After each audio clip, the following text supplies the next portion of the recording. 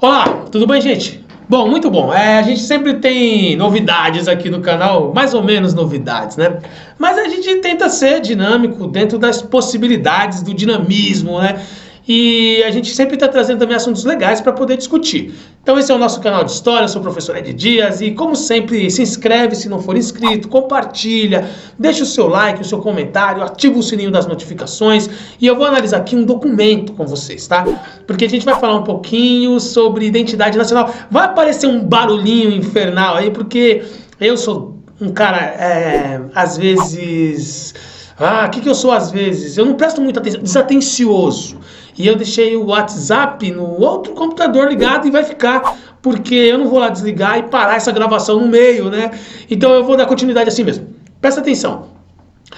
Eu vou trazer para sempre, ou pelo menos de vez em quando, um documento para a gente poder discutir, para entrar dentro da questão pedagógica da história, e eu vou falar um pouco sobre identidade nacional hoje. Então eu vou ler alguns trechos aqui para a gente poder discutir, tá bom? Para ficar bem legal e interativo a aula. É tipo sala de aula mesmo, bacana, aquela coisa de você trocar a experiência e bater um papo. Vamos fazer uma experiência, né? Então eu vou baixar a cabeça aqui porque eu tô lendo a coisa aqui, né? Porque eu vou falar sobre cultura e sociedade. Então a gente lê um trecho e fala um pouquinho sobre esse trecho dentro da compreensão. É claro que se houverem outras percepções, outras formas de interpretação desse mesmo material, você pode questionar aí nos comentários, esteja à vontade, falou? Então vamos lá, ó. Primeiro ponto, a formação do Estado brasileiro, de maneira inevitável, pela necessidade de se criar no país... Opa, eu já comecei lendo errado, né? Que coisa, né? Ó, a formação do Estado brasileiro passava, de maneira inevitável, pela necessidade de se criar no país uma identidade nacional. Isso eu estou falando aqui no período entre o Primeiro Império, o Segundo Império e o período regencial, né? Então, Dom Pedro I, regências... e Dom Pedro II. Então, se criou a necessidade da consolidação de um Estado nacional, de uma identidade nacional, da criação de uma proximidade que fizesse com que as pessoas tivessem de verdade interesse em adorar e amar o seu país, se tornar um nacionalista, um patriota. Duas coisas que eu não recomendo, mas eu nem vou entrar nesse critério, porque, de fato, essa questão do patriotismo e do nacionalismo deve ser discutida de uma forma um pouco mais, como eu diria, cuidadosa, certo? Mas vamos continuar aqui. Nos anos que se seguiram após a independência, a maior parte da população brasileira se identificava com a região na qual vivia. E propriamente não havia um sentimento nacional. Então é mais ou menos assim, as pessoas viviam dentro de pequenos núcleos, eram camponeses que viviam dentro dessas fazendas, às vezes, ou então em pequenas cidades, trabalhando numa questão muito regionalizada. Então você não tinha uma identidade nacional, é óbvio que outros tempos, não tinha uma publicidade, uma produção midiática tão eficiente, na qual transforma o mundo numa coisa tão pequenininha, né? Que você consegue, através do sistema de informação e a tecnologia internet, alcançar todos os ares, todos os locais, não só do seu país, mas do mundo. A gente está falando de um período que retrata a realidade do século XIX. Então é um outro critério, um outro caráter, uma outra ideia, né? Então aqui você tem mais regionalismo do que propriamente o nacionalismo. Então eu me identifico mais com uma família tradicional, que é, no caso, a família do fazendeiro, que domina lá a região onde eu resido com os meus familiares, e etc. Em 1838 foi inaugurado o Arquivo Nacional, cujo objetivo era recolher e abrigar toda a documentação oficial produzida no Brasil. Tá? Então aqui já começa uma coisa bem interessante. Eu vou falar muito bem sobre esses documentos oficiais, que pode fazer parte de uma discussão futura para não ficar muito longo esse vídeo. Mas esses documentos que eram produzidos e que eram levados para o Arquivo Nacional, era, claro, para serem lidos e interpretados por especialistas da época, que eu não posso nem falar se eram historiadores nos modos que nós temos hoje, porque havia, sim, um objetivo, uma parcialidade, eles queriam explicar uma realidade heróica dos personagens do Brasil, coisa que é diferente a partir da escola dos análises, onde você constrói a concepção histórica baseada na sociedade e não mais nos ídolos e nos generais e blá blá blá. Bom,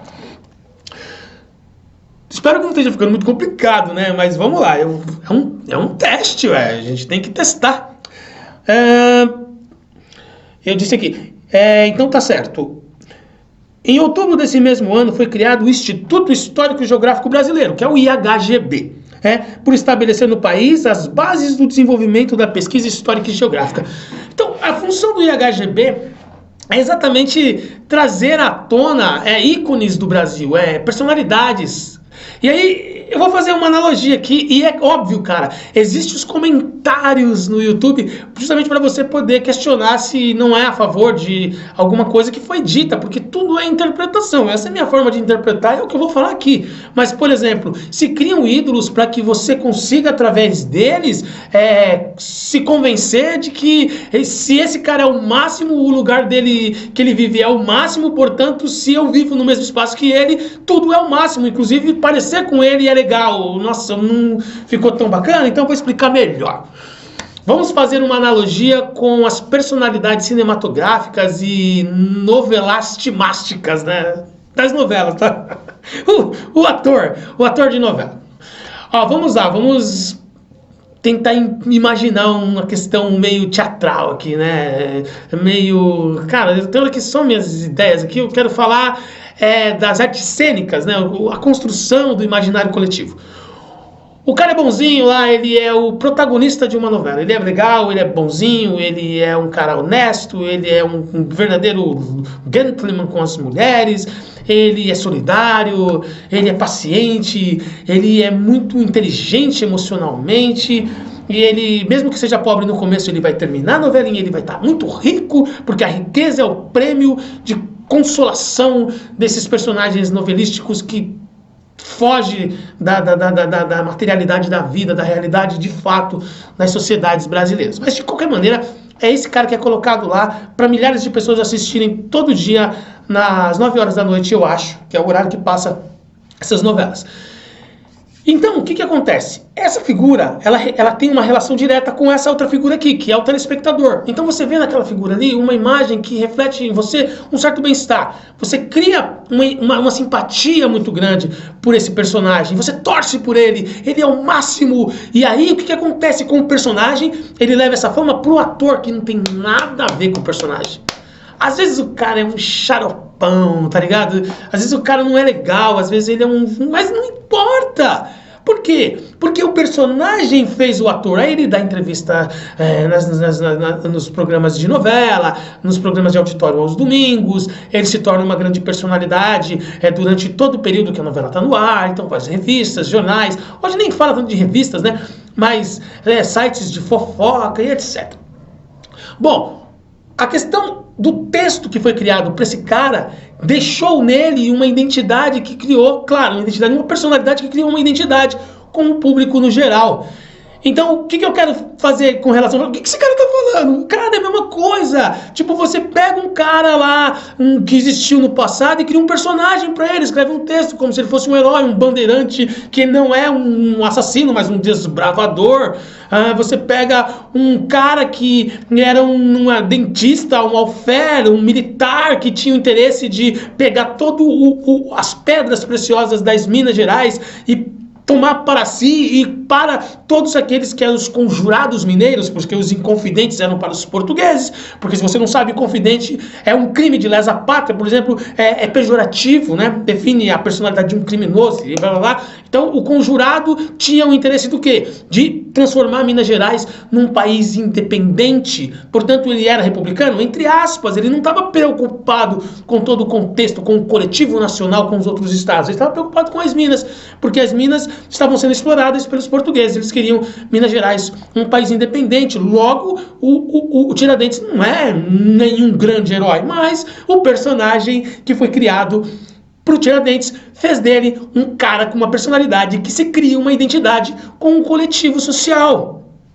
E aí quando você olha pro Tiradentes, você fala, uau, ele é o máximo, ele é brasileiro, por isso que eu sou brasileiro, porque o Tiradentes é o máximo, e se ele é, eu também sou.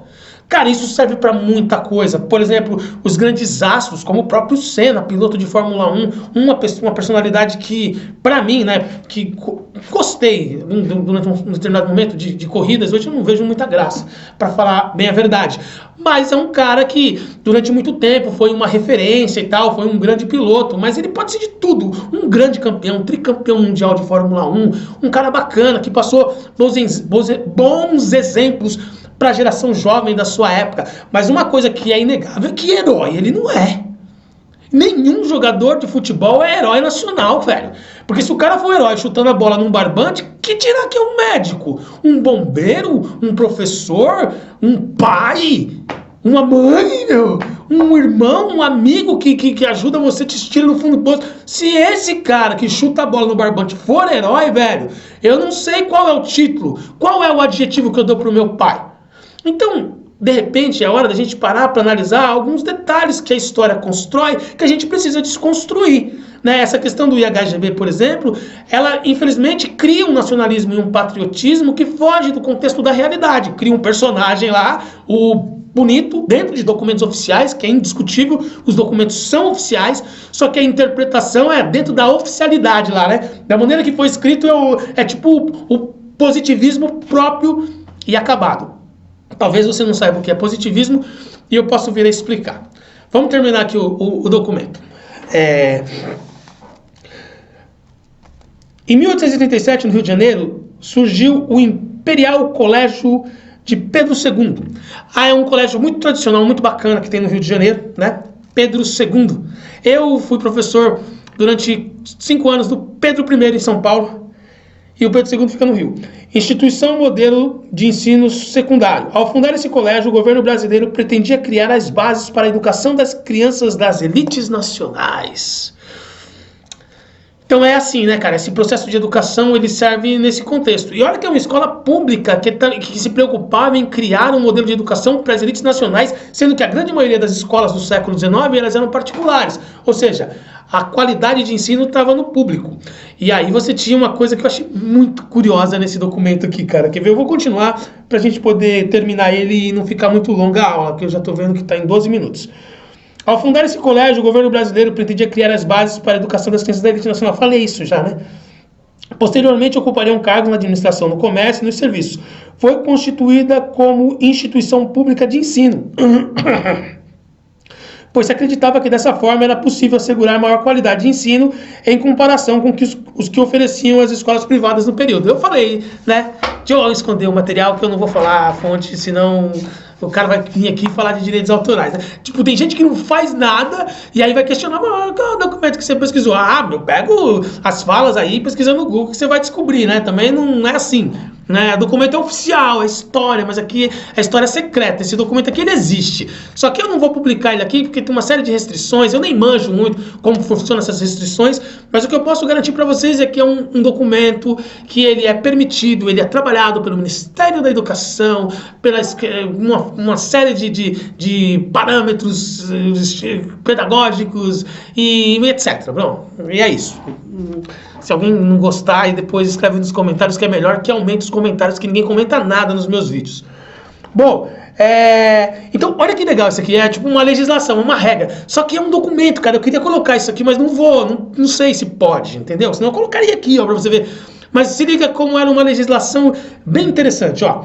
Capítulo 9, o desenvolvimento do movimento dos alunos. Então é como se fosse um documento legal, assim, de legislativo. Legislativo não, mas um documento, sei lá, de direito. Quem é advogado sabe o que eu tô falando, e quem não é advogado, eu preciso explicar pra quem não é advogado, né? É como se fosse uma cláusula de um contrato, alguma coisa assim, muito parecido, tá? Vamos lá. Do movimento dos alunos antes do meio-dia. Aí tem artigo 52, cara, ó.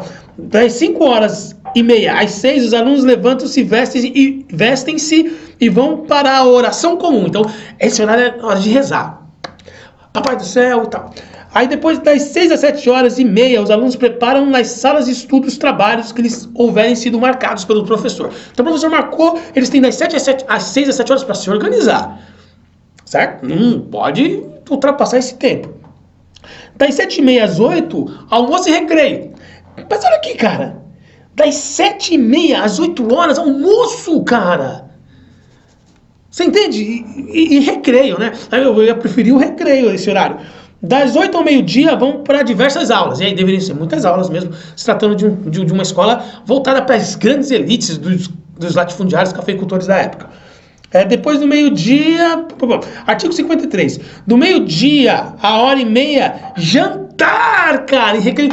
Isso é muito louco, porque o Dom Pedro tinha essa rotina lá. Depois a gente pode falar um pouquinho sobre a educação do Pedro, e era exatamente esses horários que ele seguia, né?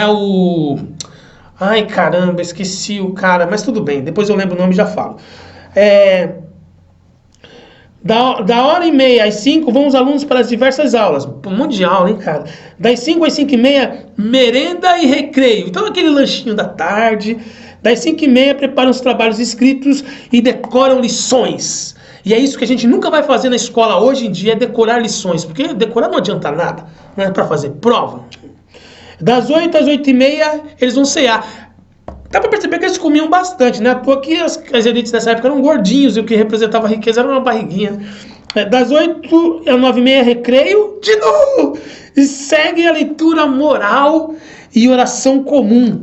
E às 9 horas os caras iam se deitar. Cara, que insuportável, cara, que insuportável. Olha que maluquice que era a educação das elites, dentro de uma questão bem legal, parecendo um contrato, velho, que as pessoas tinham que seguir um roteiro para que a sua vida, seus estudos fossem desenvolvidos. Eu imagino quais seriam os conteúdos, né, que esses alunos estudavam. Então a gente analisou um documento aqui hoje. Espero que tenha sido interessante para todo mundo, uma forma nova da gente poder trabalhar e inovar, né, meu, para sair um pouco dessa coisa só do diálogo, que foi diálogo também, mas pelo menos a gente trouxe aqui uma informação que é mais textual, podemos dizer dessa forma, tá ok? Um abraço para todo mundo e eu vou voltar analisando outros documentos para a gente poder discutir mais coisas interessantes aí na história da nossa humanidade. Compartilha se você gostou e deixa os comentários sobre um monte de coisa que eu falei aqui. Comenta, meu, vai ajudar. Tchau!